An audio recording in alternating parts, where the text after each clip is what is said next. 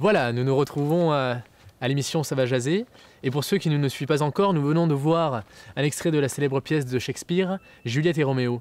Et nous nous trouvons à présent dans le magnifique jardin de Jean-Yves Merlan, donc spécialiste des questions de couple dans la littérature post-moyenâgeuse. Non, en fait, mes connaissances se portent plutôt sur la cuisine germano-hongroise. Ah, autant pour moi. Et de ce fait, que pensez-vous de la question suivante, Juliette et Roméo, un drame de l'absurde? Pour tout vous dire, l'œuvre de...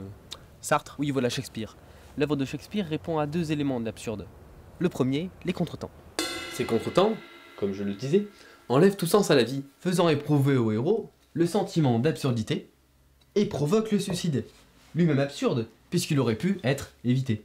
Mais quels sont ces contretemps? Eh bien, par exemple, lorsque le couple apprend trop tard qu'ils appartiennent à deux familles rivales, que la lettre de Fergent ne parvient pas à destination, ou encore quand Juliette se réveille trop tard. D'accord, mais Roméo et Juliette ne seraient-ils pas morts pour rien? Exact, mon cher Marcel.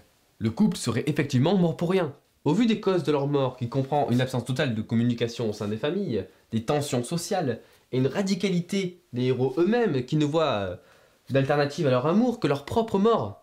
Mais c'est bien sûr sans compter le sens de leur mort. Les deux familles sont amenées, de manière brutale, à comprendre l'absurdité de leur rivalité, dont on ne connaît même pas l'origine, Marcel.